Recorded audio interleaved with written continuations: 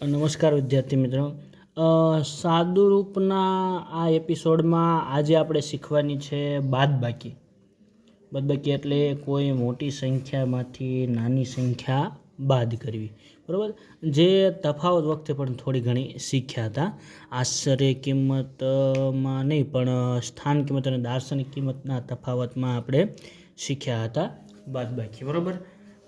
આજે આપણે અહીંયા એક દાખલો આપેલો છે 5927 ઓછા 854. બેમાં અંકોની સંખ્યા અલગ અલગ છે. જે ગઈકાલે સરવાળો શીખ્યા હતા તે રીતે જ છે. અંકોની ગોઠવણી જરૂરી છે, બરાબર. તો અંકોની ગોઠવણીમાં પહેલી જે સંખ્યા છે તેને તો એમને ગોઠવી દેવાની, પણ બીજી જે સંખ્યા ગોઠવવાની થાય ત્યારે એકમનો અંક જે છે તે એકમના અંકના નીચે, દશકનો અંક દશકમાં અને 100નો અંક 100ના અંક નીચે જ ગોઠવવો, બરાબર. કાલ જે મિત્રોને કીધું હતું એવી જે બાળકો ભૂલ કરતા હોય છે તેની ખાસ કાળજી રાખવાની છે, તેવી ભૂલ ના થાય એવું, બરાબર. ડાબી સાઈડમાં જગ્યા ખાલી પડી રહે તો ચાલે, જમણી સાઈડમાં જગ્યા ખાલી પડી રહે તો ચાલે નહીં. અહીંયા કોઈ જગ્યા ખાલી છે નહીં, બરાબર. ચલો હવે બાદબાકીની શરૂઆત કરીએ આપણે. તો બાદબાકીમાં એવું હોય, ઉપર જે અંક આપ્યો હોય એમાંથી નીચેના અંકોની બાદબાકી કરવાની હોય, બરાબર, ઓછા કરવાના હોય. 7 છે તો 7માંથી 4 ઓછા કરીએ તો કેટલા વધવાના? તો 7માંથી 4 બાદ કરીએ તો 3 વધવાના. 2માંથી 5 બાદ કરીએ તો 2માંથી 5 બાદ થાય નહીં. તો એના માટે દશકો લેવાની જરૂર પડે. દશકો લેવા જવાનું હોય બાજુવાળા. બાજુનો જે અંક છે તેને ચેકી તેમાંથી 1 ઓછો કરવાનો. 9 હતા તો 8 કરી દીધા અને આને દશકો આપવાનો, બરાબર. હવે 10 અને 2 12 અને 12માંથી 5 જાય તો 7 વધવાના છે, બરાબર. હવે અહીંયા પણ ઘણા મિત્રો ભૂલ કરે છે. 10માંથી 5 બાદ કરી અને જવાબ 5 લખી લે. આ બે જે છે એ બેને ધ્યાનમાં લેતા નથી, આ બેને ભૂલી જ જાય છે. બે ઉપર કોઈ ધ્યાન દોરતું નથી. 10માંથી 5 બાદ કરીને ડાયરેક્ટ જવાબ લખી વળે 5, પણ આ બે જે મૂળ હતા તે ભૂલી જવાના નથી, બરાબર. આ એક મિત્રો બહુ બાળકો નાના જે છે 4થા 5મા ધોરણવાળા, આ બાળકો ઘણી આવી ભૂલ કરતા હોય છે. તે આ ભૂલ ન કરે તેની ખાસ કાળજી રાખવાની છે.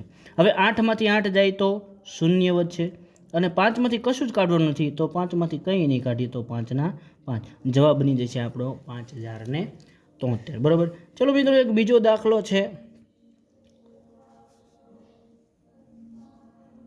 5000 -499. આવો કંઈક દાખલો છે, બરાબર. તો જ્યારે શૂન્ય આવે છે ત્યારે દાખલો કઈ રીતે ગણવો, બરાબર. આ અંકોની ગોઠવણી કાલ શીખ્યા હતા, આજ પણ શીખી લીધી છે આપણે. હવે અંકોની ગોઠવણીમાં સમય નહીં બગાડતા. આને જો 0માંથી 9 જાય ન જાય તો દશકો લેવા, તો દશકો બાજુમાં તો છે નહીં, તો એની બાજુમાં જાય તો ત્યાં પણ નથી, તો એની બાજુમાં જઈએ આગળ, તો હા અહીંથી આપણને દશકાની શરૂઆત થઈ છે. તો અહીંયા આપણે ચેકીને 4 કરશું, એમાંથી 10 આને મળશે. હવે 10માંથી એને ચેકીને 9 કરશું, આને મળી જશે 10, આને ચેકીને 9 કરશું અને આને 10 મળી જશે, બરાબર. આ જે 9 મૂકે છે, શૂન્ય જેટલા હોય એટલી વખત જે 9 મૂકે છે તેનું મુખ્ય કારણ આ છે. 10 મળે એમાંથી એક બાજુવાળાને આપે, એના લીધેથી એની પાસે 9 વધે છે, બરાબર. ચલો હવે 10માંથી 9 જાય તો 1 વધશે, 9માંથી 9 જાય તો 0 વધશે, 9માંથી 4 જાય તો 5 વધશે અને 4માંથી કશું જ નથી કાઢવાનું તો 4 વધશે, બરાબર. તો જવાબ બની જશે 4501, બરાબર. ચલો મિત્રો અહીંયા એક દાખલો આપું છું કે જેની કોમેન્ટ તમારે જવાબ કરવાનો છે, બરાબર. આનો જવાબ તમારે કોમેન્ટમાં કરવાનો છે.